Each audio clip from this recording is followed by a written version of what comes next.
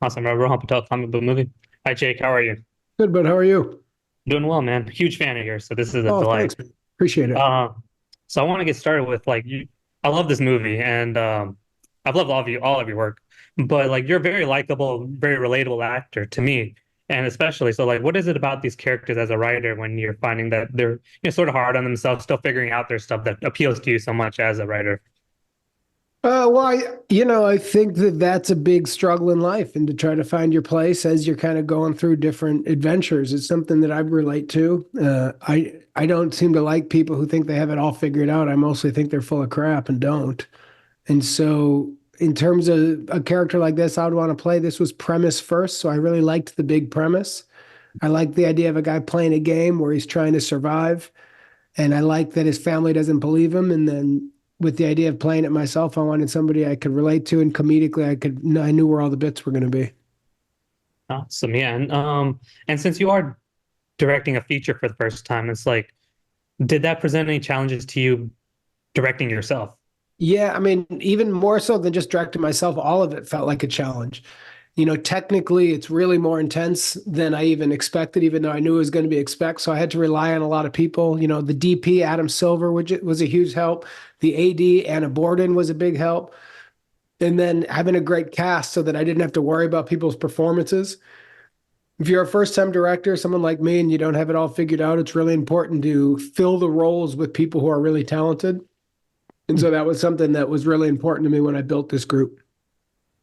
Awesome. And you do have such a great cast, and you obviously have great chemistry with Anna Kendrick.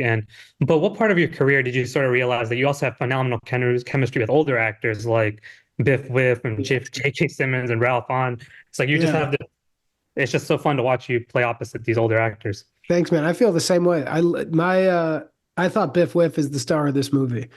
And I thought Ralph Hahn was probably my favorite guy to act with in New Girl. And it's a weird thing to say because he didn't talk. But the Mm. word, like that connection was really great. J.K. Simmons is obviously a different beast. He's just, the best. He's a pro's pro.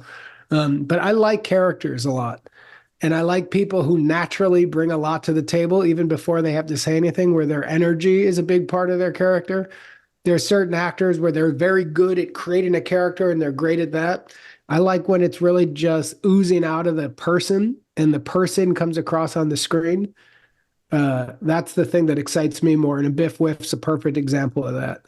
I wouldn't be interested in seeing Biff Whiff playing like, the president of the United States, unless that president is very similar to Biff Whiff. But I could watch Biff in every movie ever made. I'd like to see Biff Whiff do Hamlet.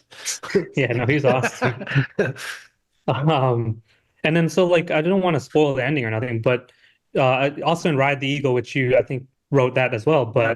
but they have these sort of with especially with your sort of romantic lead, and it's like there's an open-ended, hopeful ending versus you never see you get the girl like per se, but Yeah. like there's the option of it's hopeful. It's like it's open-ended, it's sort of like that Good Will Hunting sort of ending where it's like he went to go get the girl versus Yeah. so what leads you to those kind of endings? So is that something just Yeah, I don't think, at least for me and the things that I like to watch, I don't need everything finished and tied to a bow and being totally done. I like to see a character grow and change. And I like the idea of potential optimism, but I don't think the movie needs to say it was a happy ending and everything worked out.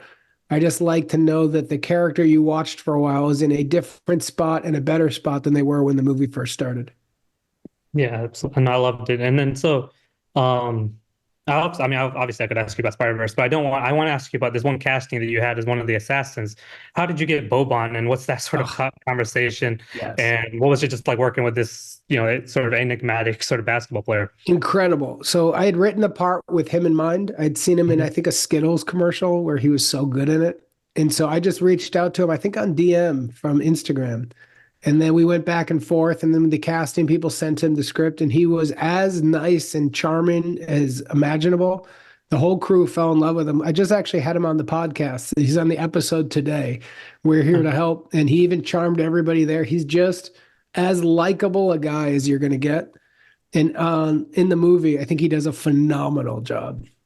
Yeah, absolutely. No, I love him. And thank you so much for your time, Jake. This has been Really quick, if you got something about Spider-Verse, go for it fast. all right. I could what can you tell us about Beyond the Spider-Verse and what sort of I mean, what I don't know if you've recorded anything for it yet. I read a little bit about what you were saying the other day that, whether you would actually star in a live action. But what are your sort of thoughts on where Beyond the Spider-Verse is going or what you've heard? Yeah, what I know that's happening is that Phil and Chris, I know, and Dave Callahan, the writer, are all really deep in it. I Mm. don't know the actual stage they're at, but Phil and I have talked a bunch about the character and the world that they're building or that they've already built for the third one. I know it's all going to start wrapping up, and I think it's going to be I personally think it's going to be the ending everyone was kind of hoping for. I know they're not going to quit until they land the plane. And so I know there might be some frustration that people want it now, but there's a great gift coming. I think when they finish this one, I think it's been a beautiful franchise and the work they're doing is great. And everyone's busting their ass right now to kind of land this plane.